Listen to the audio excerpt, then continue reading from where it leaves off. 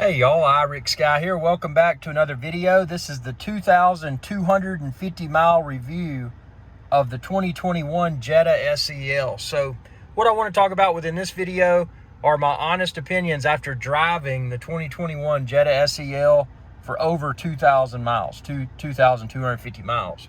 Now subscribe and check out my older videos because I have owned several Audis and I've owned BMWs and another Volkswagen as well. I had the Passat, but I want to share with you my opinions after driving this for over 2,000 miles, having had experience with those other VW Volkswagen Audi Group vehicles. So for starters, the interior of this is actually very nice. You know, this is a smaller body style. It's, for me being 6'2", I find that I've got plenty of room, and I prefer to put my seat closer to the steering wheel. There's plenty of room in the back seat for passengers, especially when I'm forward like that. One of the niceties of this being the 2021 SEL, it has the wireless charging mat. And while I'm driving, I just put my iPhone down there and it keeps it charged. And also it has wireless Apple CarPlay on the screen here. So I don't have to fumble with wires. That's a major convenience. This does have the dual thermostat. And I found, though, that often I put it up warmer than I normally would. I found that it tends to kind of run cold.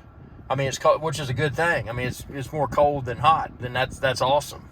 I definitely have no problems with this cooling me off in the hot summer. The heated steering wheel and heated seats work extremely well in cold weather. It also has heated mirrors. There's the heated mirror button over there. Those work great. The design elements on the inside are very similar to the Audi, which obviously I've owned the Audi A3 and the Audi A4. The one thing I want to say about this vehicle is that so far, knock on plastic or whatever this material is, so far I haven't had any issues.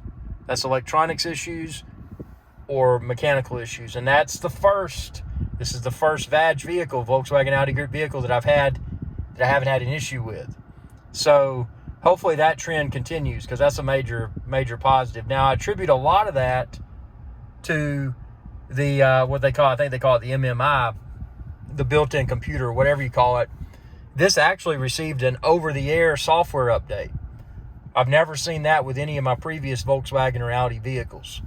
So hopefully Volkswagen Audi Group has sorted out whatever was causing their plethora of electronics issues, because they're great vehicles otherwise. I've been able to achieve on highway over 40 miles per gallon, and you can see now I'm in economy mode. Check out my other video where I show you how to get into economy mode.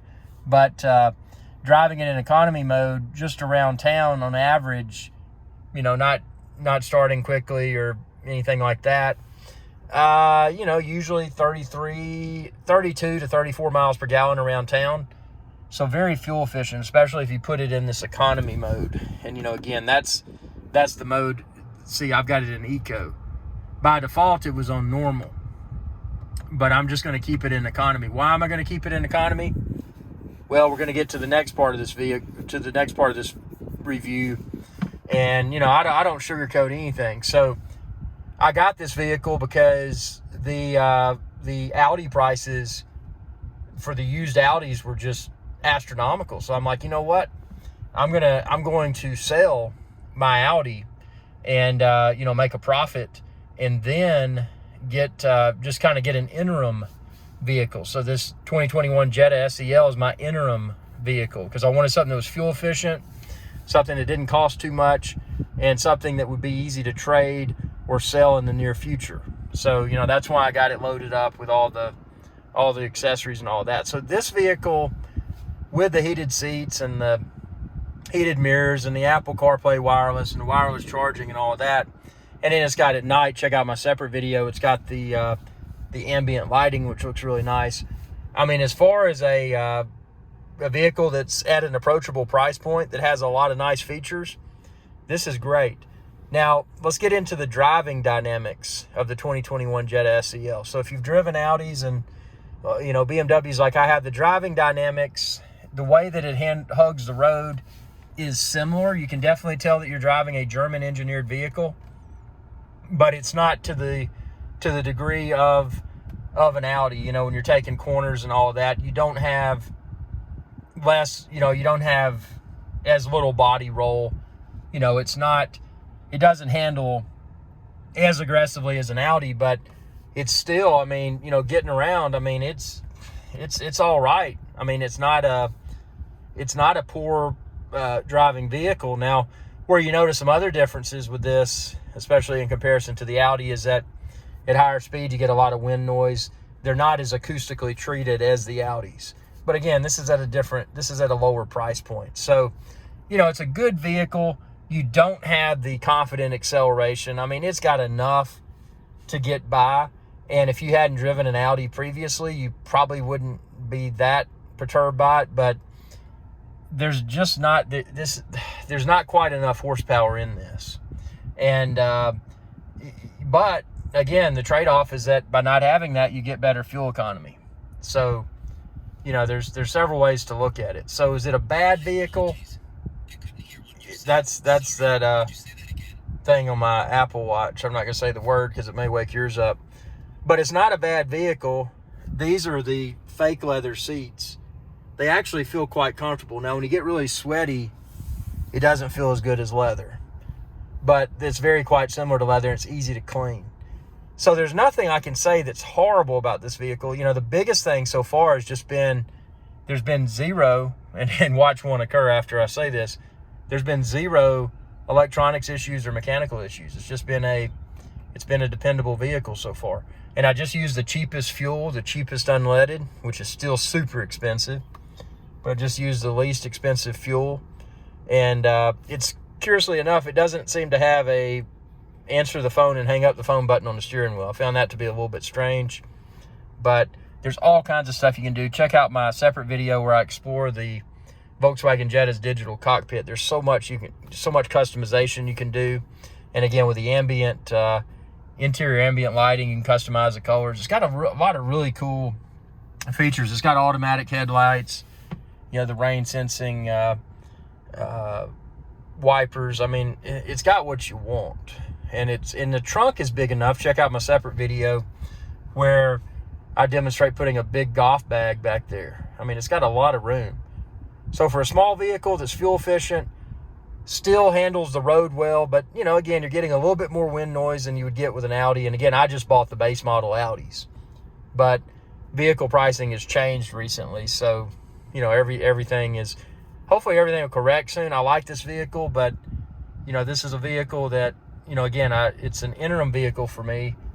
I just couldn't pass up the opportunity to hop out of an Audi for a profit after driving it for about 2 years. So that was kind of cool. But yeah, nothing wrong with the Jetta. I would, if I was you, I would probably steer you towards the SEL trim so you get all these niceties. Typically with a vehicle, I would stray away from all the, you know, the trim level. Now an Audi, for example, I just do the base model Audis, which are called Audi Premium. That's the lowest tier. But in Volkswagen Jetta, I would go with the high tier. I would go with the SEL so that you get, you know, the wireless Apple CarPlay and the heated seats and the heated steering wheel. And I mean, it's worth it in my opinion, the wireless charging mat. But it's not a bad vehicle. But again, just don't expect that performance. And that's the thing. You get used to the performance.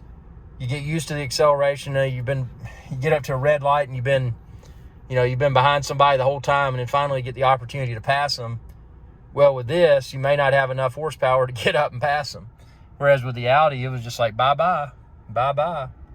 And, but yeah, and the tire life on this, I don't think the tire is going to wear out as quickly as the Audi. So, you know, it's a good vehicle.